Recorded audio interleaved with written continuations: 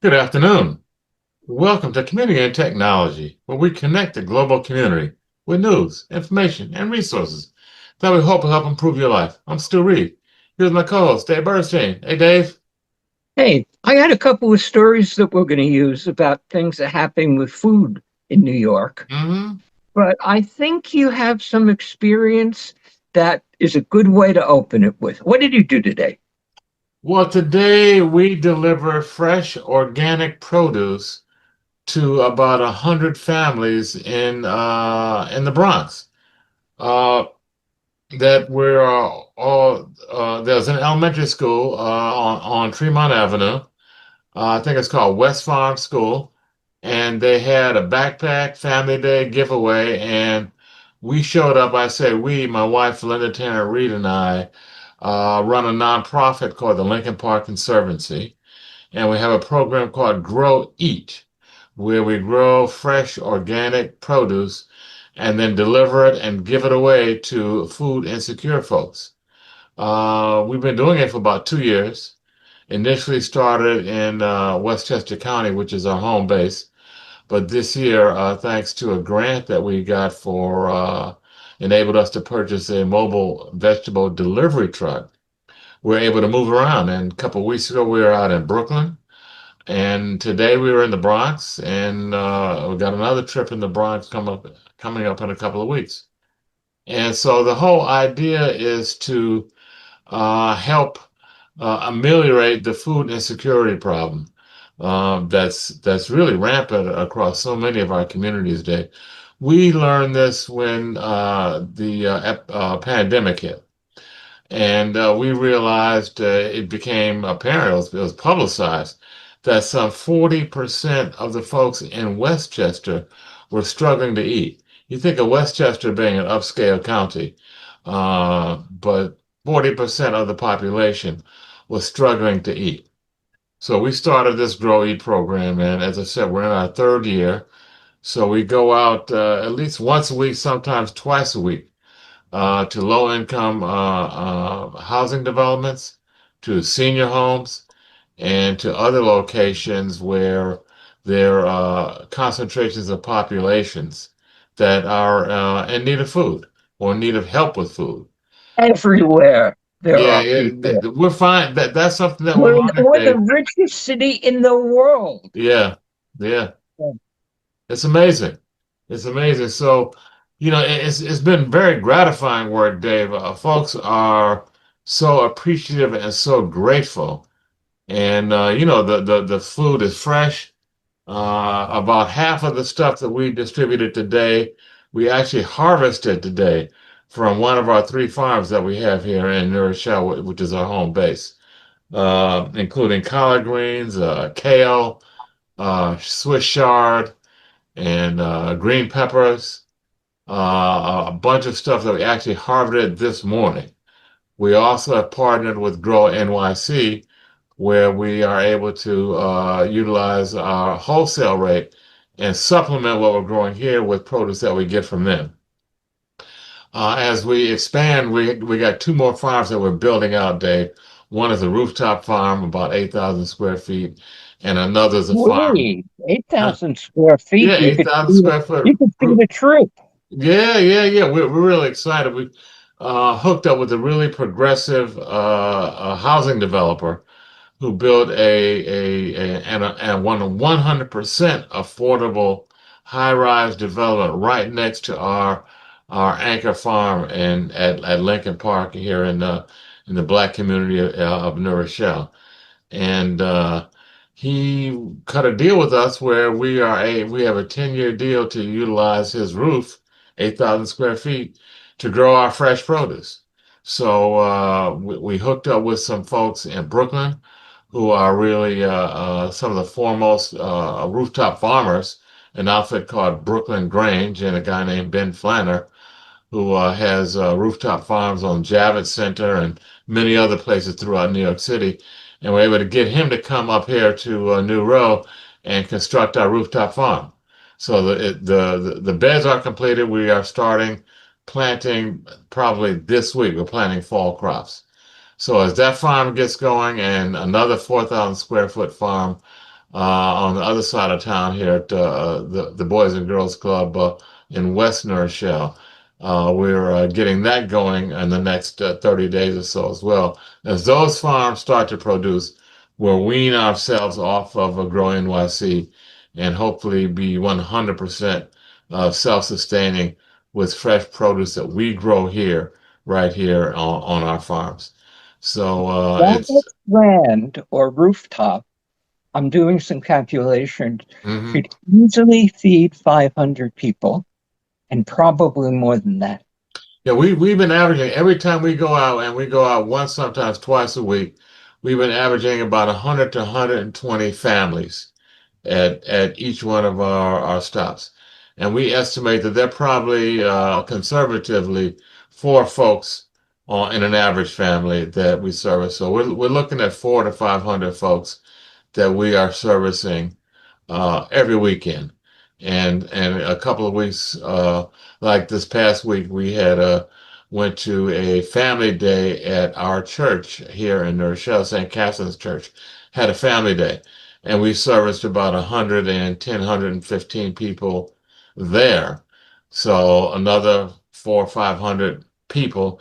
We serviced 115 families, translating to about 400 or 500 people. And then, 3 days later, here we are in the Bronx doing the same thing. So some weeks we're, by our calculation, we are feeding up to 1,000 folks on a good week. I didn't know you were doing most of this stuff. I knew you were doing the farming in New Rochelle, Mhm. but I didn't realize there was a project this big. Yeah, it's really grown. I think excuse me, I have to give the credit to my wife, Linda Tarrant Reed, who was the visionary who started this whole project. We've been, it's interesting, Dave, just a quick backstory. Uh, Here in New Rochelle, there used to be a elementary school right around the corner from where we live called Lincoln School. And it became over the years, it was initially an all-white school, and then as the neighborhoods start to become more and more African American, the school became 90%, 99% black African American. And this is in the late 50s, early 60s. And even though the neighborhood had a lot of white folks, the white folks somehow were able to move and have their kids go to other schools. So this school really was a segregated school, and it was also not kept up the structurally, facility wise. So the parents sued the school board. First case in the North after Brown versus Board of Ed that went all the way to the Supreme Court, and the parents won. But rather than desegregate the school board decided to demolish the school. This is 1961. It was a big story, made headlines all across the country. Mike Wallace did a big story on it when he pre 60 Minutes. Life magazine had it on the cover, called it the Little Rock of the North. Uh, anyway, long story short, 50-year anniversary of that desegregation case. My wife Linda got together with the school superintendent and did a year-long retrospective talking about the history of that desegregation case and the history of education here in New Rochelle. Most of the folks that knew nothing about it, Dave, 50 years of history had kind of flashed by, and no one knew about, what had happened. That particular location where the school was had become a city park. Anyway, so Linda did a year-long retrospective and decided at the end of that year to start a community farm, a community garden on the site of where the school had been to commemorate the struggle of the kids and the parents. So that was 2012 that we started the farm. And here we are now, some 13 years later, and it has grown. It's grown from 5,000 square feet to 10,000 square feet. And as I mentioned, we've got two other farms that we're doing and we've been able to attract some funding from the feds or when Biden was in power that helped us launch this Grow Eat initiative, where we were able to build these new farms, grow the vegetables, and distribute them at no cost to needy folks. So, in a Now, nutshell, that's my side gig, Dave, over the last 10 years or so. and I bet your side gig pays you about 6 cents a year. Yeah, if that. It's totally volunteer. It's Let's totally stay with volunteer. that because when was first trained how to do radio, they pointed out that people listening to radio often are in the car or cooking or doing something. Hmm. So you want to repeat who you are and give them context for the story every 15 minutes or so. Hmm. And you said something that was really dramatic, so I want you to bring it back. Who is getting food from you? How much are you doing? How much does it cost? And then I'll have another story about things that are Okay. happening down here in the New York City Hmm. school. Well, this is our third year of the Grow Eat program. We go out, the last 2 years, we would go out just once a week to seniors, to low-income housing, to churches, to needy communities. And we would service around 100 to 120 families at each of those stops. The distribution season going from July 1 until November 1. This year, we are fortunate enough, thank you to Senator Natalia Fernandez, who supported us with a generous grant. We were able to get a vegetable delivery truck. So now we have our own vehicle, and we've kind of stepped up not only the frequency of our organic produce distribution, but we spread out beyond our home base here in New Rochelle, and we are now going into the city. We've been in Brooklyn, we've been in the Bronx, and we're going to be going probably into Harlem, as well as other areas of Westchester. And we're now doing, I guess, on an average of two, we call it pop-ups, two pop-up distributions per week, where we service about 100 to 120 families at each of those, translating to 400 to 500 individuals at each of those pop-ups, sometimes doing two a week. So we're doing between 500 and 1,000 folks that we're feeding every week throughout the whole summer months. And we will be continuing that throughout the early fall into early to the 1st of November. How fresh and healthy is the food?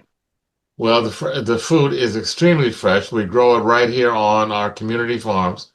No pesticides, totally organic. A lot of the vegetables we actually pick in the morning that we deliver it. So when we deliver it, it has just come out of the ground. We also supplement what we grow here with fresh produce from Grow NYC, which gets their produce from farms in upstate New York. And again, that's not more than a day or two old when we pick it up. And when I say old, just a day or two out of the ground, Dave. So it's extremely fresh, all organic, and delicious. And one of the things that we're looking to do as well, Dave, just a quick little sidebar is sometimes folks say, "Oh, what is this? This is Swiss chard. How do you cook it? How do you cook this, that, and the other?" And so one of the things that we're doing is we're going to be starting workshops at our soon to open History and Culture Center here in New Rochelle, where we have a teaching kitchen, and we're going to have chefs come in that are experienced and knowledgeable about healthy cooking and preparing healthy foods to teach folks how to prepare and eat fresh organic vegetables. So it's kind of exciting, Dave. I'm learning as we go as well. A lot about how to prepare the stuff, learning about different vegetables. It's been a real experience. I had that same thing happening to me decades ago Mm-hmm. when I did a lot of the buying for the Broadway Local, which was a food co-op up and down the west side. Mm-hmm. About the same size. We had like 100, families every week. Mm-hmm. And there was a huge difference in the quality of the food we got. We actually did connect with some upstate farmers And Mm-hmm. I remember being in the South Bronx at 3 a.m. with the food co-op's old funky truck and two other volunteers Mm-hmm. and making an exchange, paying the farmers who were bringing down their produce to the city near Hunts Point. Like they were going to Hunts Point. Uh, and it really freaked out the cop who stopped us one time. Mm-hmm. We're talking the South Bronx in a rough day, and they never saw white people in that part of the Bronx. Mm-hmm. And it's 3 a.m. Wow. And they tried to figure out what was going on. Yeah, what the And heck's they going what didn't, y'all doing? they didn't believe what we were doing there. Uh-huh. And then after that, I was going to Hunts Point almost every week. The wholesale produce in New York, I'm sure it's still true, is excellent. Yes, it is. Yes, it is. It turns out, There's a brand new market at Hunts Point. This is the Grow NYC market. Brand new, I think oh, 30, $40 million facility just opened in June. And they get all this stuff from upstate farmers, and it's incredibly fresh, all organic. Great, great, great stuff. But Dave, before we change the subject, I just wanted to briefly mention the website. So if folks want to know about any further info about what we're doing, want to contact us, because we are looking to stretch out and go into other communities, our website is tlpcinc.org, tlpcinc.org. And the TLPC is the Lincoln Park Conservancy, but it's tlpcinc.org. Check us out, look us up, contact us, and maybe we can come out and to your community and bring some of this fresh produce. are you looking for volunteers?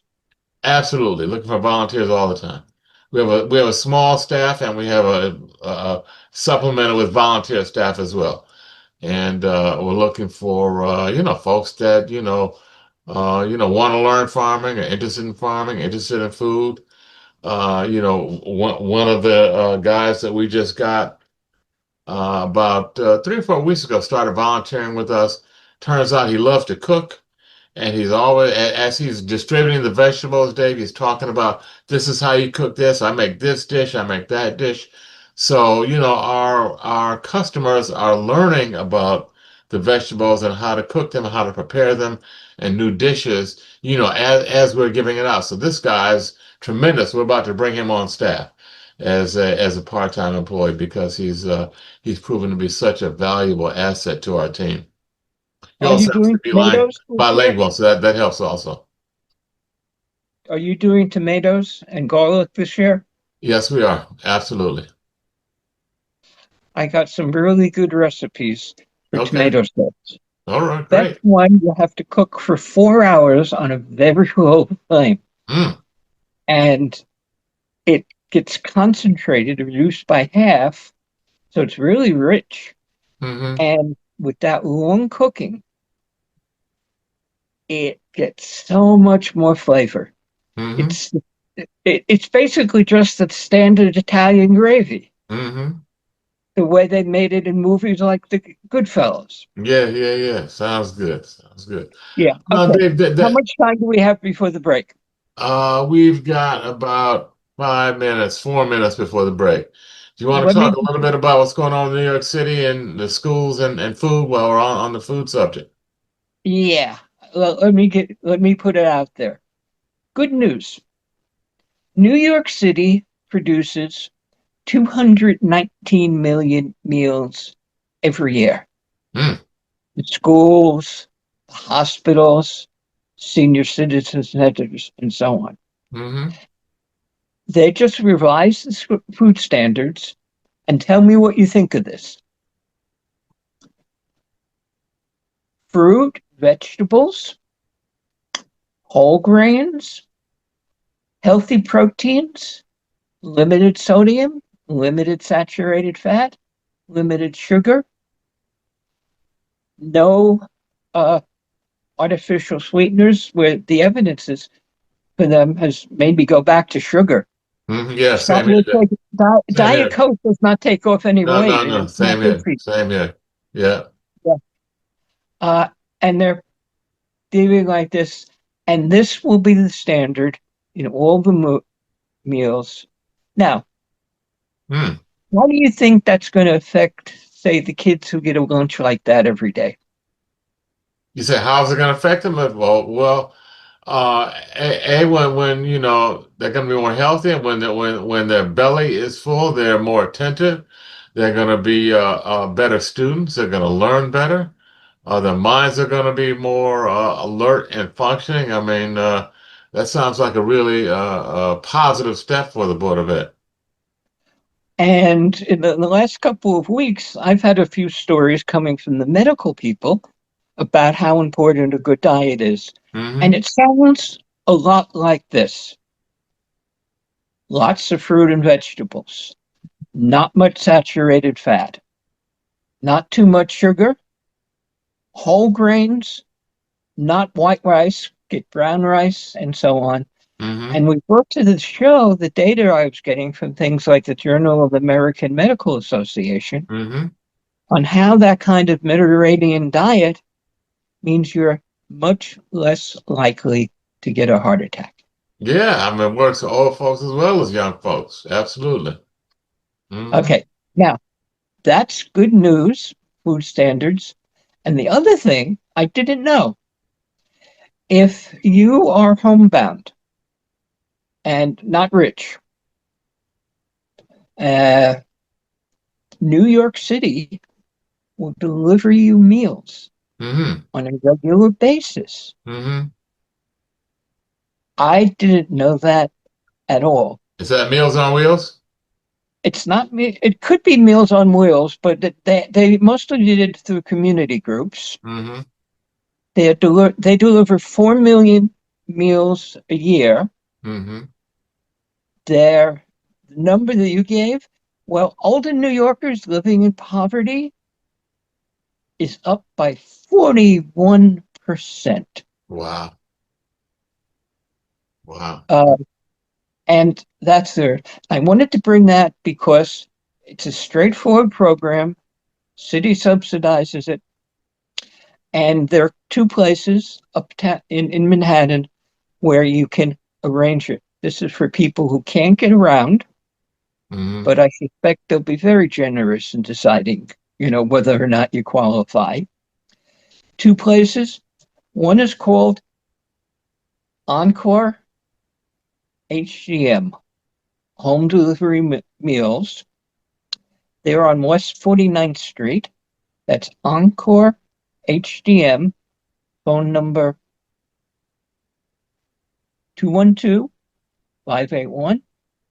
212-581-3490. And the second on the east side, and this is where our radio show reaches, Stanley M. Isaac East Home Delivered Meals. Hmm. They're on East 93rd, well known community group.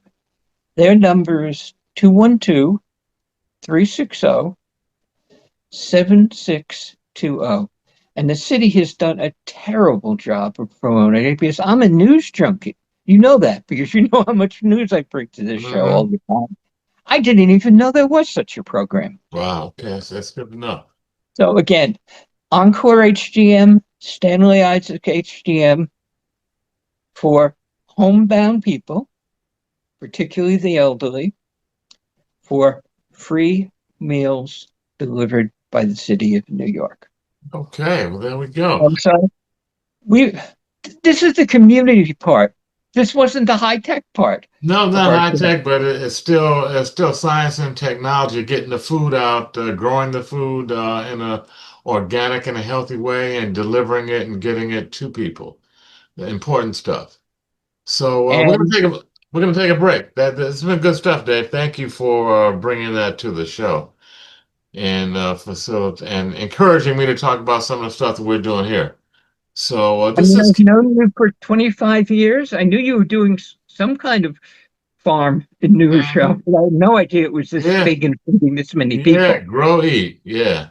Yeah. Okay, this community and technology, Dave Burstein and Stu Reed on WHR 90.3 FM. We're going to take a brief break and be right back. Stay tuned.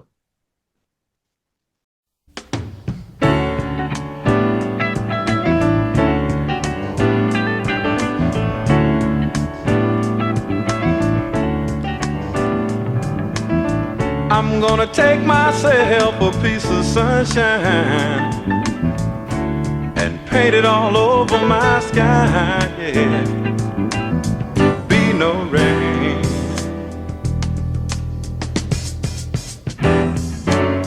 be no rain.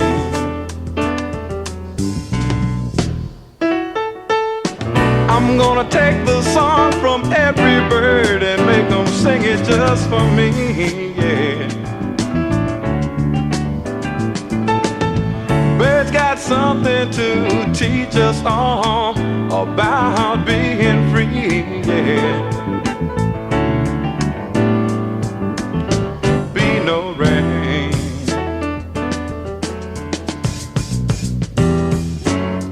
be no rain.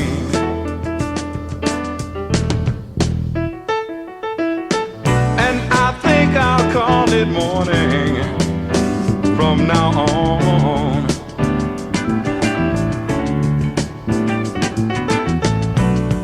Why should I survive on sadness and tell myself I've got to be alone? Why should I subscribe to this world's madness, knowing that I've got to live on? Knowing that I've got to live on. Knowing that I've got to live on. Yeah, I think I'll call it morning from now on.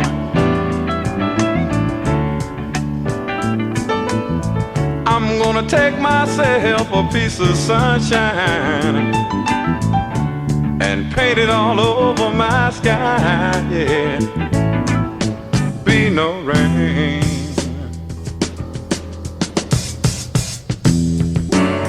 be no rain.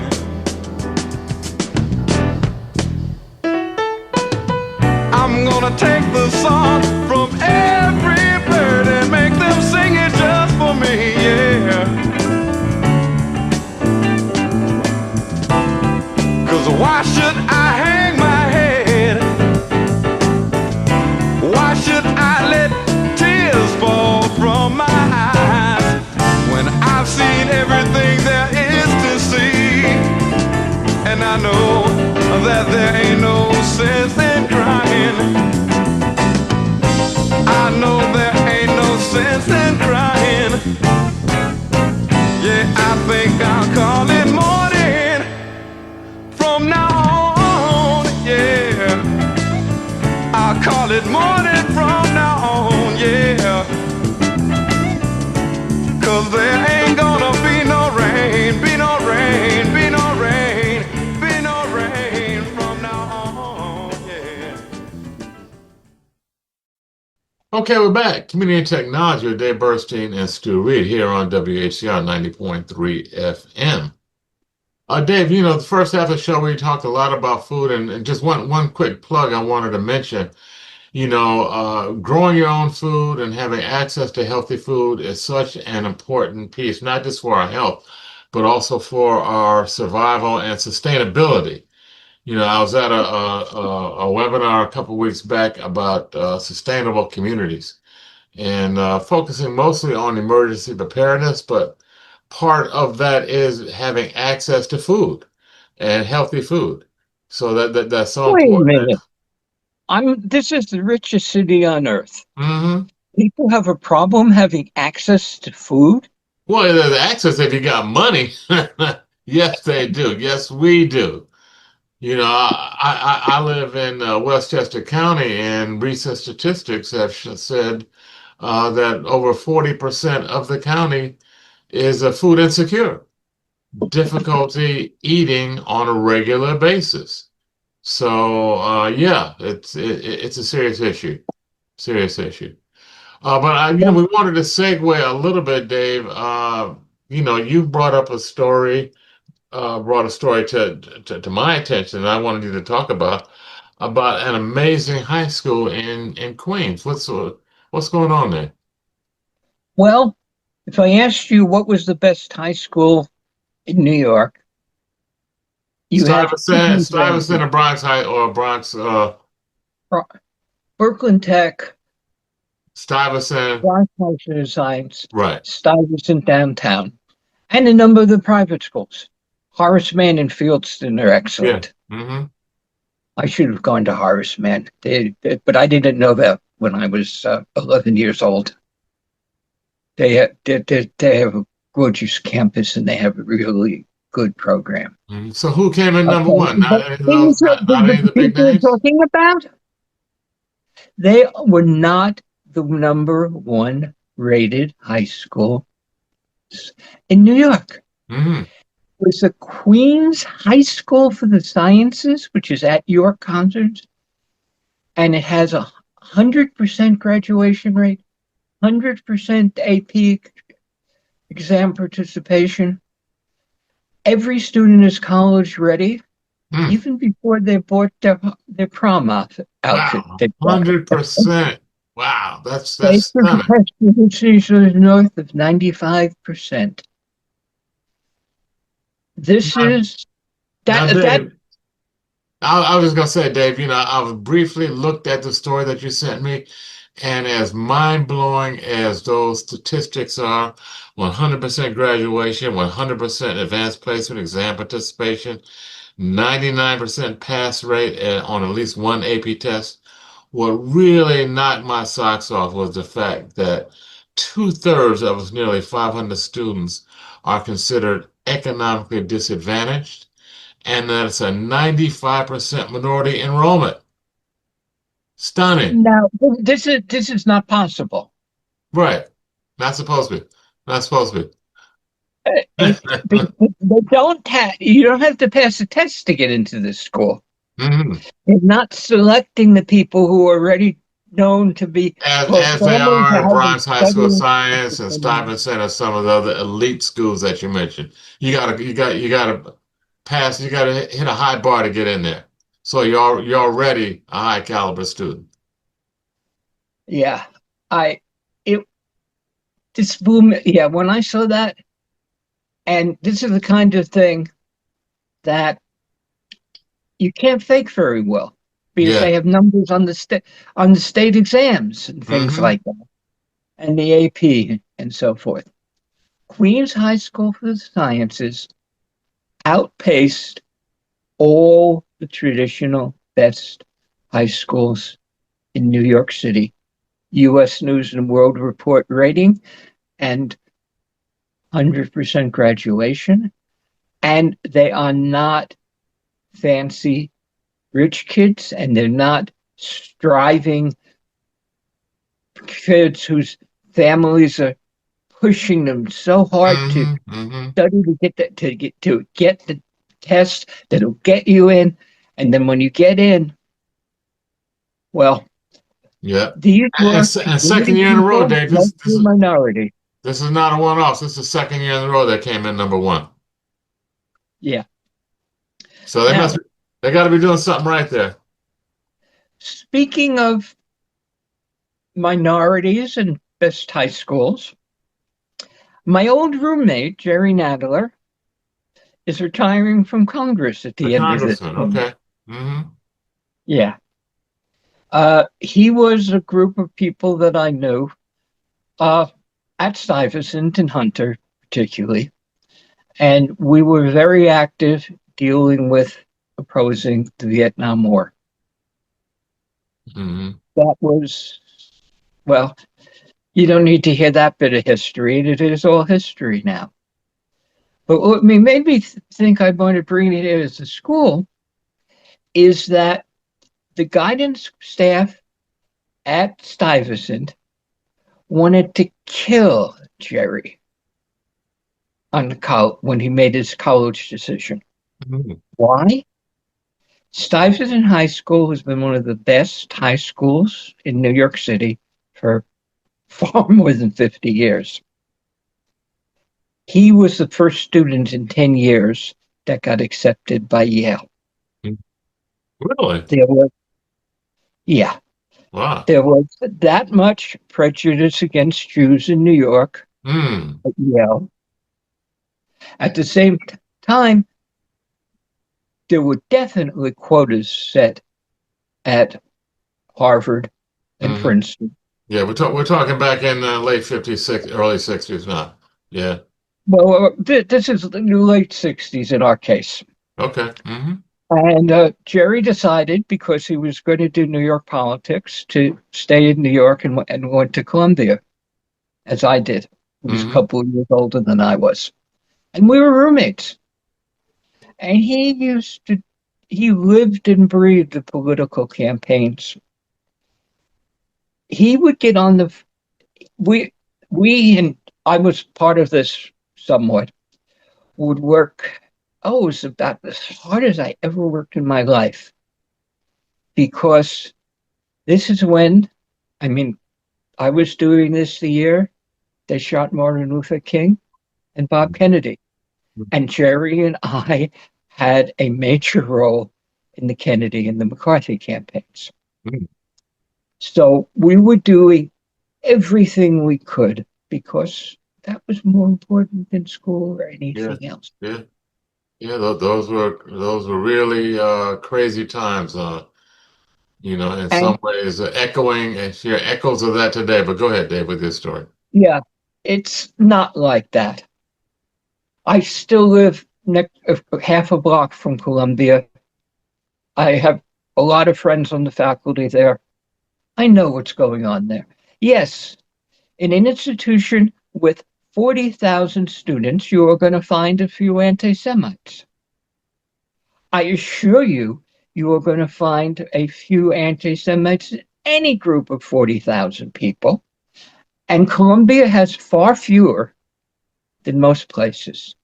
I am sure there are far, in fact, I know, because we know the names of some of the prominent supporters, there are more serious anti Semites in the supporters of conservative US politicians Hmm.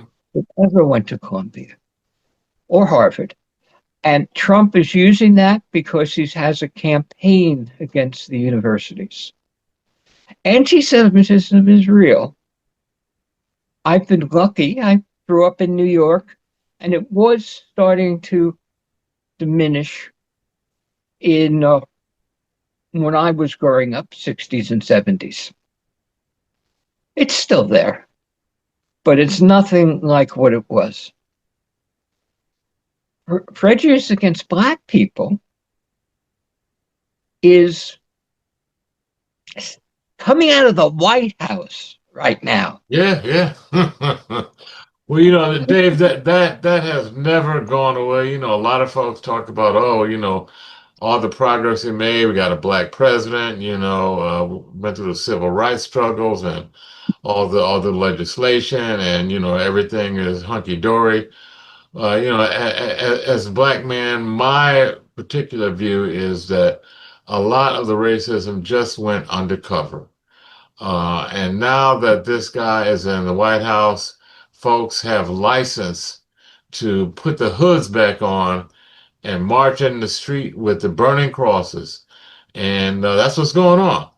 And, I want to stop you there, mhm. because frankly, I don't think we have any listeners who don't know this. Okay. I don't And think we have to yeah, tell you that, but what I I don't did want last, to digress into a political diatribe, Dave, but you were talking what about I did Nadler last and his week, progressiveness and the fact that he's not running. I'm not sure what you're tying that into. I'm going to tie this into what we did on the show in one of the recent shows, where I took the actual quotes from Margie Taylor Greene and some other major Trump supporters, Hmm. and I just read them verbatim. And I didn't have to put in any commentary. Oh, that's what they were talking about the Chinese students that Trump was encouraging to come to the university. Yeah. Yeah. Hmm. And then Muslims, we now have more Muslims in the United States than Jews, incidentally. Is that That's right? something most people don't realize. That's not true Mhm. in Congress. That's not true in Wall Street. But that actually was a thing. When we talk about how anti-Semitism was much worse then, when I was a kid growing up, you could not get a job at the major Wall Street houses if you were Jewish. Hmm. And the major banks Chase would not hire a Jew in the 1950s. That was why the Anti-Defamation League was so strong, because that was what it was. And I remember them doing the studies on that. And that's one of the reasons why Goldman Sachs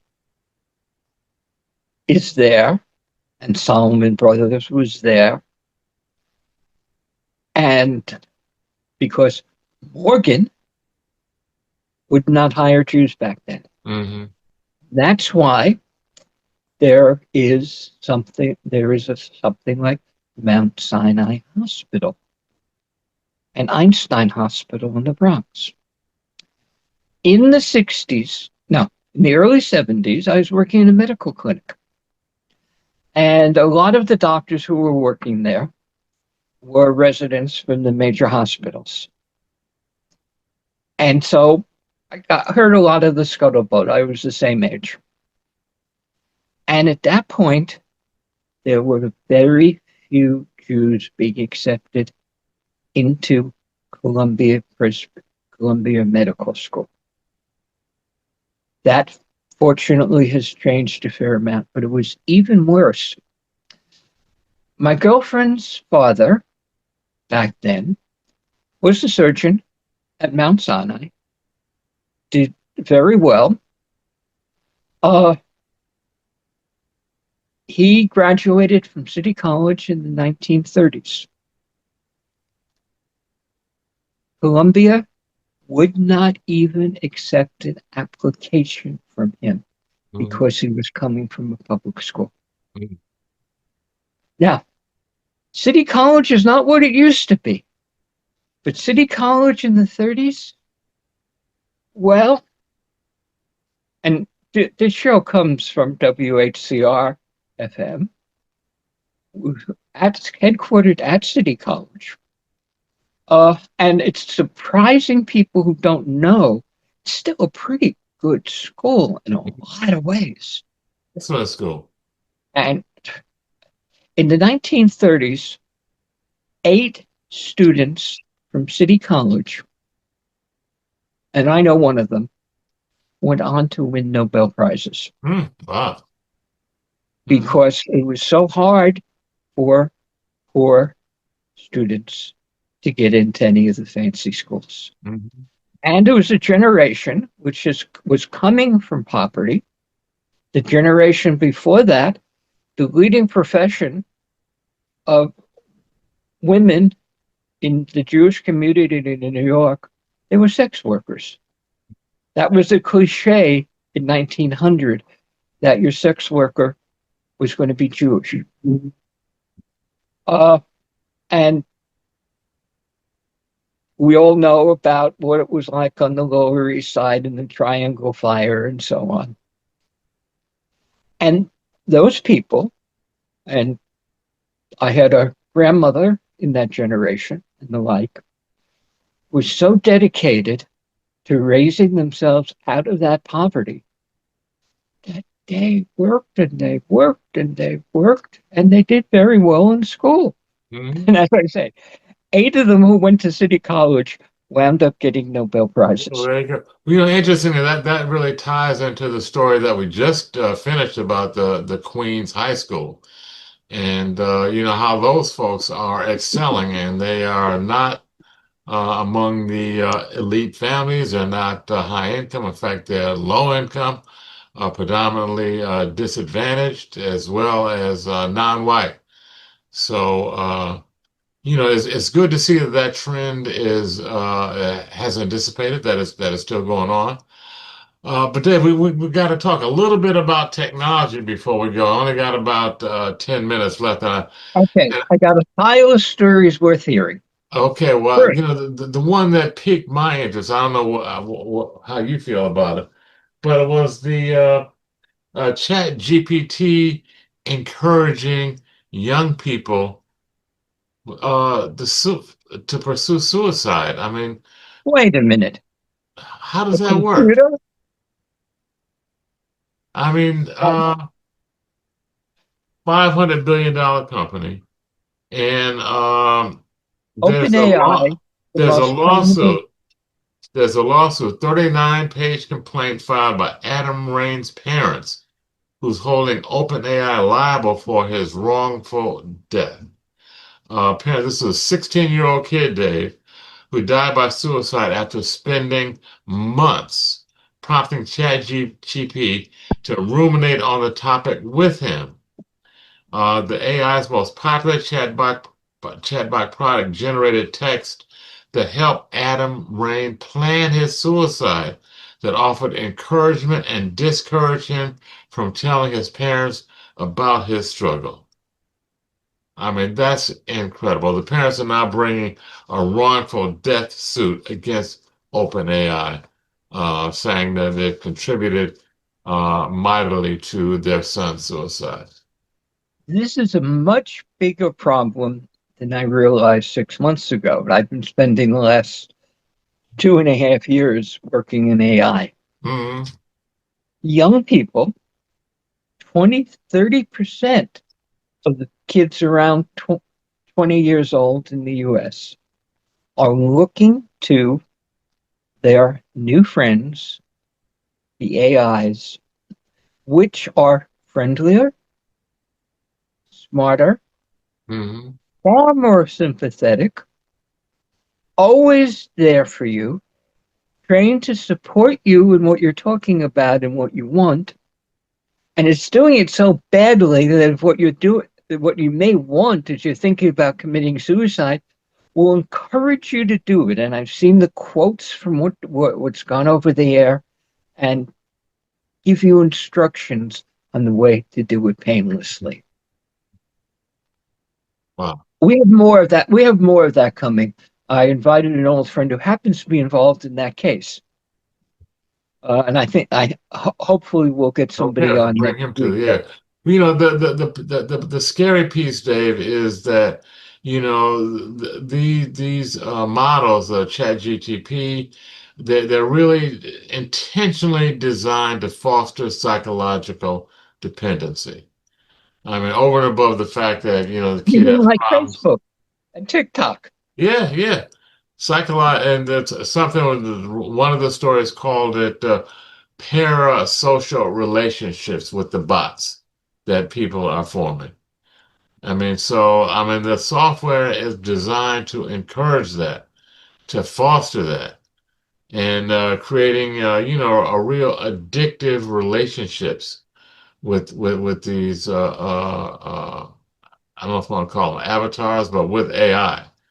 And And it's just going to get more and more yeah. because the AI at this point is getting incredibly good at many things, including giving a sympathetic ear and talking sexy Hmm. to teenagers. Did we Hmm. get to that story last week about Facebook?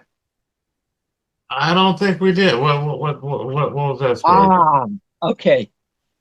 This is something that people should be going to jail for. Facebook was plotting how to get more young people using the AI in Facebook. Hmm. And a memo on that was leaked to the press. I have it. And in it, I don't have the words exact in front of me, was talking about how for young teenagers, you should give them sensuous conversation Hmm. and do things like suggest, why don't we go to the bedroom and have a good time to young teenagers. This is And Facebook. why it's getting This is so good, this is it's Facebook's really, AI, Dave. this is Facebook. Hmm. And the memo, as I say, I have a copy of the memo. These are all really serious stuff. I didn't believe it 6 months ago, but the evidence is overwhelming Hmm. that creating psychosis and suicide really is happening on the social networks and now even more for AI. Now, a couple of quick things. Medicine, some good stuff. Everybody's heard about Ozempic. I happen to have lost 80 pounds on Mm. Ozempic and Jardiance. I was given them years ago for my diabetes, and it turns out I lost 80 pounds, and it usually works that way, although your stomach's likely to be really upset for the first couple of months. Well, the problem with those drugs, besides the fact they do have some side effects, is that they're ridiculously expensive. Mm. $500 and $1,000 a month, Wow. and most insurance doesn't cover it, unless they cover it for diabetes, but not for weight loss. Mm. Now there is a generic drug in that class, Mm. the GLP-1s. Just got approval in the last week. Teva, which makes generic drugs, is going to be putting out, I forget whether it was a drug, I knew it was Byetta or Victoza. It's not quite this, it is the same drug as in the $1,000 Ozempic, and it's probably going to cost less than $100 a month Wow, that's a breakthrough. That's a and breakthrough. that matters because we're starting to see the weight loss from the weight loss drugs showing up in factors like the rate of heart disease. Mm. Okay, two last stories, Yeah, we just got a minute left, Dave. and I'll put them in a minute. One, self-driving Waymo cars have been spotted on the west side of Manhattan. One of the Really? local Coming to papers New had a York picture. City. Wow. Here in New York City, that was always going to be the incredible challenge. You know, they can do it in Arizona and Phoenix where it doesn't rain and snow. Yeah. They're now You doing it don't in New have York. the crazy traffic like you do here in New York. Yeah. All of them have a safety driver now. Mm-hmm. They're testing it, and they're going to probably have to spend a year or two with the cars, with the safety drivers, driving through New York to improve the AIs to make it safe. But there are now hundreds of thousands of totally AI driverless taxi rides in San Francisco and Los Angeles and Phoenix and now Atlanta every month. Mm-hmm. And now coming to New York City. But that's something we definitely want to keep an eye on, Dave. Okay, now the last one. Did you see that kicker I put in there? No, I missed it. What's the kicker, Dave? It ties right into what we've been talking about. Mm-hmm. Would you like to flirt with Taylor Swift, the Not most particularly, popular but singer in okay. the world today? I get it. Or any, almost a half dozen other famous actors or actresses? Mm-hmm. Ask some questions of Albert Einstein or Richard Feynman. Or this is what is happening big time in AI.